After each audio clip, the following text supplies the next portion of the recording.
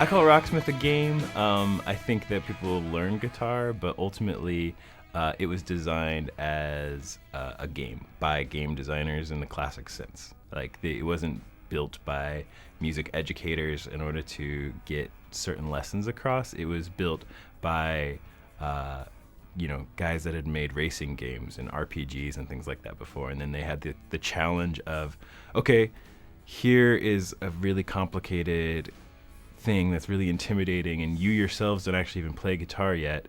Make a game out of it. And so our creative director, Paul Cross, he took that challenge and said, okay, what do I as a gamer expect out of gamifying this really lifelong journey to develop a skill? And I think Rocksmith is the product of that.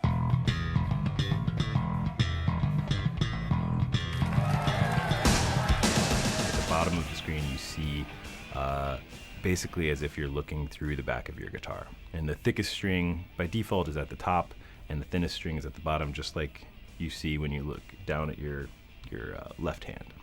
And then as the notes approach the guitar strings, we're trying to tell you just put your finger on this fret, and when it reaches the string, pluck now. The interface is sort of an evolution of the idea of you kind of read music left to right traditionally, but people have really learned over the number of years in different music games that being able to see notes coming on sort of a 3D plane and knowing that we pluck or click a strum bar or whatever when the note reaches the bottom of the screen was just something so ingrained in gamers, and it was a system that really worked, so we adopted that. As far as the evolution of the different interfaces and the colors, we wanted to make sure that at a glance, the color at the top or the thickest string was nice and defined and different from a string that you'd see in the middle and a string that you'd see at the bottom. I think it was also just it kind of looks pretty.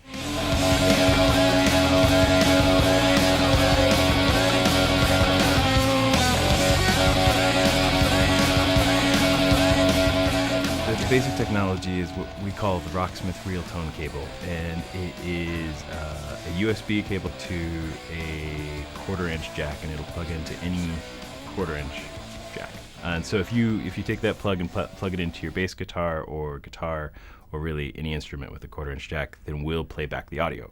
I mean, it's actually, like, a lot of people can tell you that, that sort of conversion has been possible, but I think what we created was a really nice, clean signal with really low latency, and it's really one of the best USB to 1/4-inch jacks or cables that you could possibly get.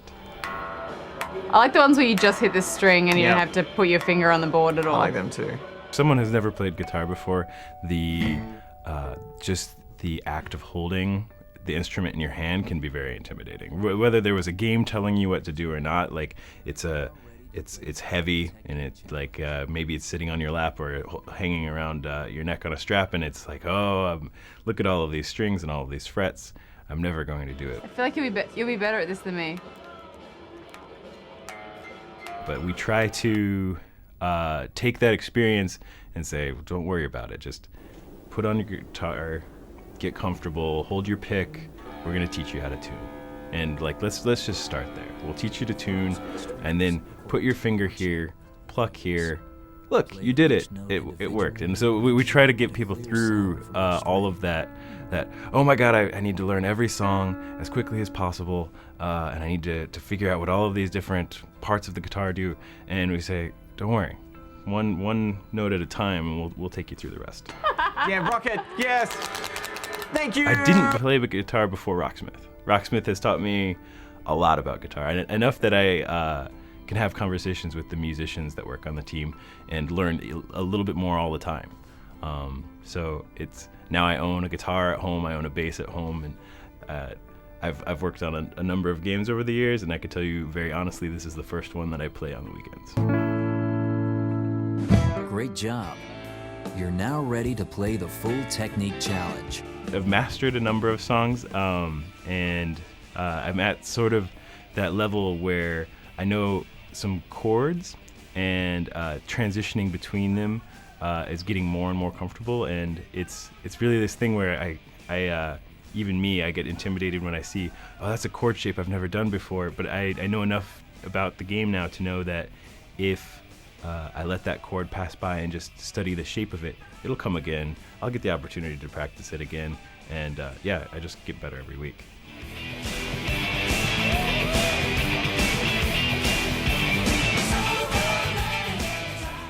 My favorite song on the disc is I Got Mine by the Black Keys. Both the guitar and bass parts of that song are super fun.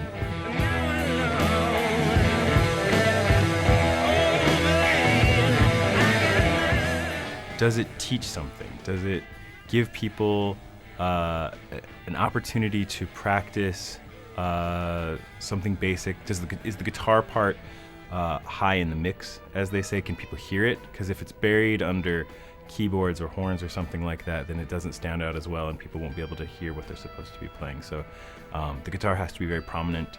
It has to be in E standard or drop D, which we'll teach people about what that means. And it has to have techniques that we support. Other than that, we tried to give people songs they knew with things like the Rolling Stones and Eric Clapton, but we also wanted to give people songs that they haven't had the opportunity to have in a game before. Bands like the XX, Sigur Rós, some surprises are in there, I think.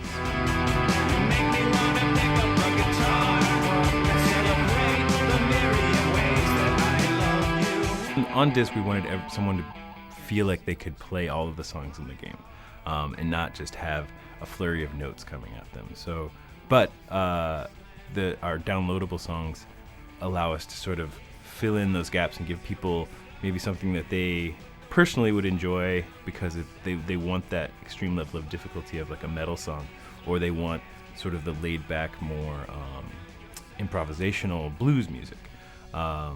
And then they can sort of build their own catalog. And we add new songs every 2 weeks, and our library is just going to keep growing, and we're going to try to keep getting a variety of music that maybe people haven't tried before.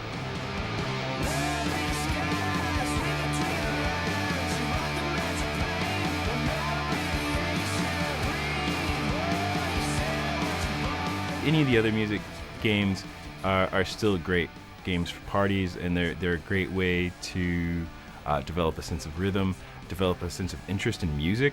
But when you're ready to play a guitar or a bass, Rocksmith is there for sort of the next step.